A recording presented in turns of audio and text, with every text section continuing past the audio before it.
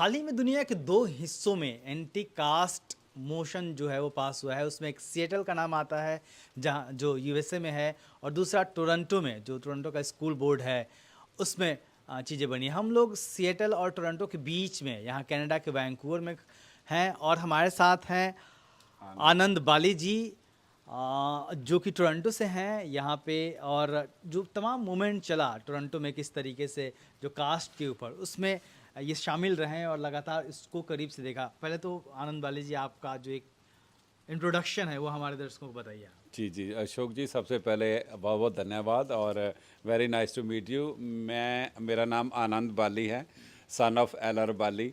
और जैसे आप जानते हैं कि पिताजी की 1958 से जो भीम पत्रिका पब्लिकेशन, भीम पत्रिका न्यूज़पेपर जो आज भी मिशनरी न्यूज़पेपर चल रहा है, तो जो मिशन की हम बात करें तो मिशन तो ब्लड में है, तो घर से मिशन मिला। जी, उसके बाद पूरा ये सफ़र शुरू होता है कि मैं लगभग 35 साल से कनाडा में हूँ, टोरंटो की धरती के ऊपर रह रहा हूँ।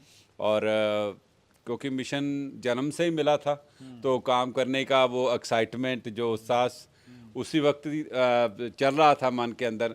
तो जो एक ऑर्गेनाइजेशन ऑलरेडी चल रही थी यहाँ पे, डॉक्टर अम्बेडकर मिशन टोरंटो के नाम के ऊपर, तो उसी में मैंने ज्वाइनिंग की। तो हर तरह का पब्लिकेशन का जो दम का सार प्रसार करना और दूसरे लोगों के साथ मिलकर, जैसे जिसके अंदर गुरुदास सभा हो गई, वाल्मीकि सभा हो गई, ऐसे जो सारी ऑर्गेनाइजेशन हैं उनके साथ बिल्कुल मिलजुल के बादशाह का जन्मदिन मनाना।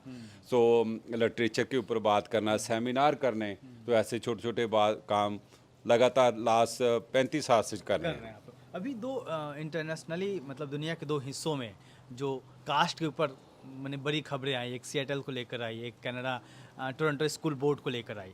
तो आप लोग थे वहाँ पे, तो ये कितना इम्पोर्टेंट है और ये कब शुरू हुआ, इसकी ज़रूरत क्यों महसूस हुई कि यहाँ ऐसा इस पे बात होनी चाहिए, मोशन आना चाहिए? जी, बिल्कुल बहुत अच्छा आपने सवाल किया। सो अशोक जी, ऐसे है कि मैं थोड़ा सा आपको और थोड़ा ब्रीफ में बताता हूँ कि जो अम्बेडकर मिशन जो है, जो अम्बेडकरी मूवमेंट जो टोरंटो कनाडा में कैसे चली। जैसे आप जानते हैं कि बाबा साहब डॉक्टर अम्बेडकर ने क्यूबेक का एक जो शहर है मॉन्ट्रियल, वहाँ पे उन्होंने खुद लेक्चर देने आना था, कुछ सेहत खराब होने के कारण वो नहीं आ पाए। तो हमने जो हमारे लोग थे, रविदासी मूवमेंट के साथ जुड़े थे, उनको तैयार किया भी भाई यहाँ पे बाबा साहब ने खुद आना था, तो उनको फिर एक सेलिब्रेशन के रूप की तरह हमने बाबा साहब का जन्मदिन, वहाँ से कनेक्टिविटी शुरू की। और फिर यूनिवर्सिटी, छोटे छोटे स्कूलों के अंदर प्रोग्राम शुरू करने किए, लोगों को यूनाइट किया एक प्लेटफॉर्म के अंदर।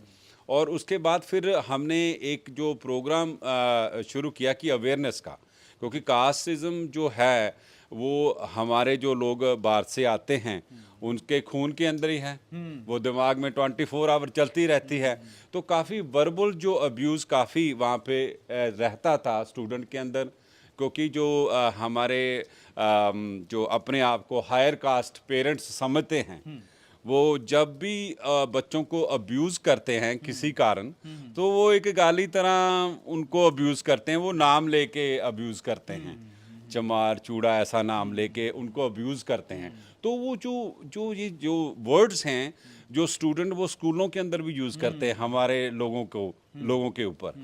तो फिर काफ़ी जो ऐसे जो केसेस, छोटे छोटे केसेस सामने आए, तो Toronto district school education board है जो, वहाँ पे ये बात सामने आई। तो हमने जो लोकल, जो एक हमारा जो संगठन है सदन, जिसे विजय पुली जी ऑर्गेनाइज करते हैं, वो चलाते हैं, तो उन्होंने एक सारे रल्म के एक मोशन तैयार किया, तो मोशन को वहाँ पे पास किया अभी हमने। सो जैसे सियाटल की आप जानते हो कि सियाटल में भी एक बहुत बड़ा कास्टिज्म के ऊपर बैन की बात हुई है, बहुत बड़े लेवल पे ऊपर काम किया। सो उसी को देखते हमने देखा कि hot the rod is hot now, so let's हथौड़ा मार दो। एक बार और एक और चीज मारो। लेकिन हमारी कोशिश ये है कि हम इसको प्रोविंस लेवल के ऊपर लेके जाना चाहते हैं। जी। Okay, okay. तो ये जो डिस्कशन शुरू हुआ, ये कब शुरू हुआ कि नहीं अब हमें इसके ऊपर, जो कनाडा से हम इंडिया से आके हम लोग कनाडा बस गए, इक्वालिटी की बात करते हैं, हम लोग इसलिए भी आए कि ये हमारा जीवन बेहतर होगा, लेकिन वहाँ ये चीज़ें पीछा कर रही हैं। तो कब आप लोगों ने सोचा कि नहीं अब इस पे बात करनी ज़रूरी है? जी।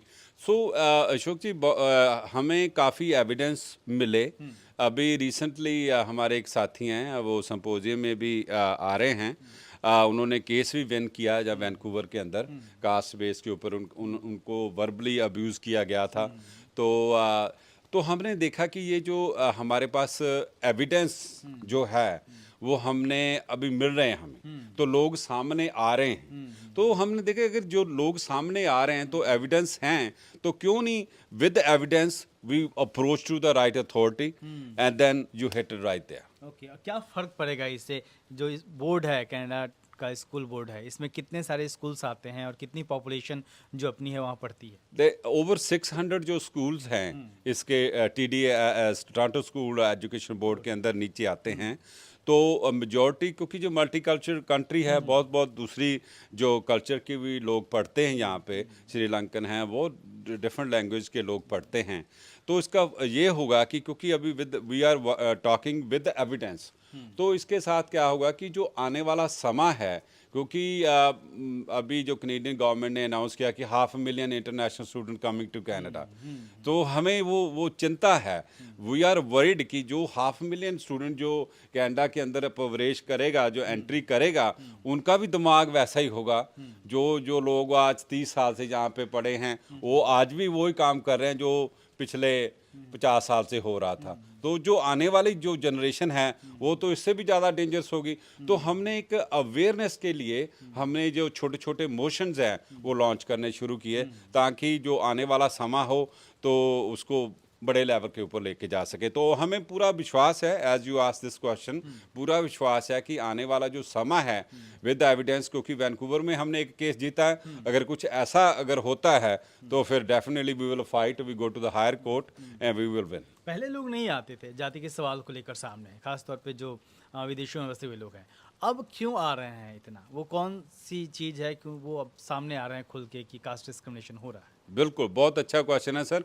ऐसा है क्योंकि ये एक दिन वाली बात नहीं है।